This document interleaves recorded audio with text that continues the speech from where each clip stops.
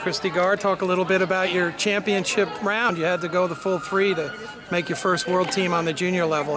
How do you feel you wrestled, and what was the difference? I wrestled all right.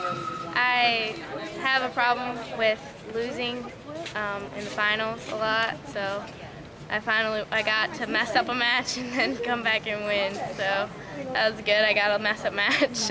Do you feel like making a world team is a big achievement for you? So what you've been training for since this college season?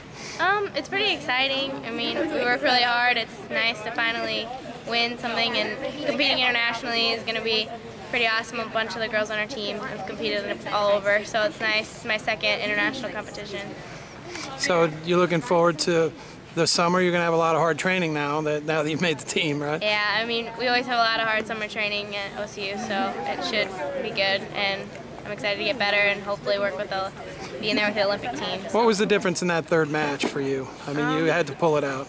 I don't know, I guess I just pulled my head out, I don't know, I wrestled bad, and I just knew I had to win, and she's a good wrestler, and I just tried to keep my head in the match and not do what I did the match before, and wrestle her like I did all the other times I've wrestled her, so. Well, congratulations, great job. Thank you. Thanks, Chris.